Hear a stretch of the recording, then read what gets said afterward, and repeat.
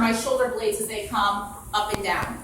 It is extremely important to get those scapular muscles firing, okay? And to connect that scapular muscle system with the deeper part of the system, which is the obliques and the transverse.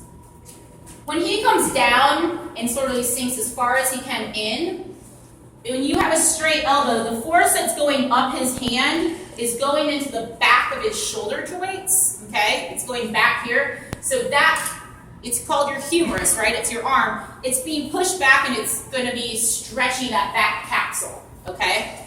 So that's the first good thing that's awesome about a scapular push-up is that when you come down, you're doing a little bit of a mobilization technique. And then as he presses up through his chest and pushes out, he's going as far as he possibly can, okay, to activate the shoulder blades and to use what's called your serratus anterior, okay? And you're going to go back and forth that way.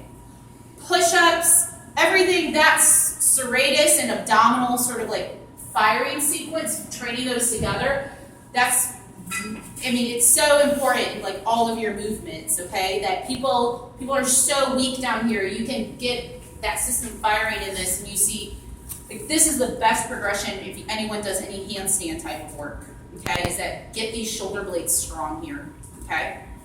Pull up work, anything. So how we're gonna do the scapular push-ups is, he's gonna put this around his forearm actually. You're going to learn 2 rules about any plank position or push-up position right now. First thing is that if you get, it's so flexible. If you get into a plank or a push-up position and you cannot activate your glutes, so just get to a push-up position first.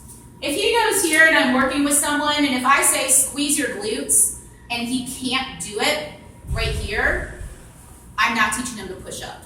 And the reason that is that he can't hold his body weight and activate his glutes, which is going to get his pelvis into the right position.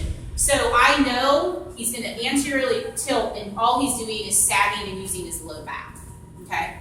So that is one like check mark thing if you want to save people from injury as far as that goes. Second is that he's actually going to come onto his elbows with your forearms plank. Scapular push-ups. So he's going to come here. With the band? With the band, yeah. We're using the band, again, is to activate that right system so that as he does these, he's not going to go too far forward into the front of his shoulders. The band is going to make everything active here. Second is that if you tell people to plank and they're doing it like this, it is an internal rotation position. It is biasing you using your pecs as stabilizers.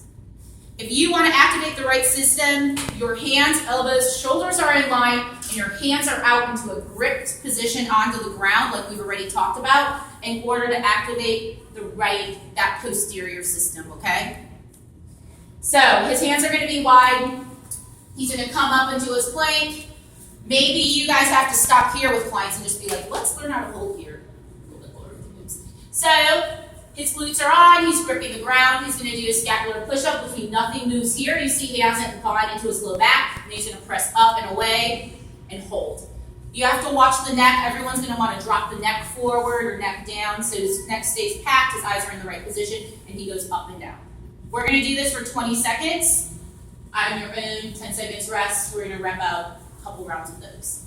Next, after that, we're going to go into what's called Lawrence perfect push-up. And I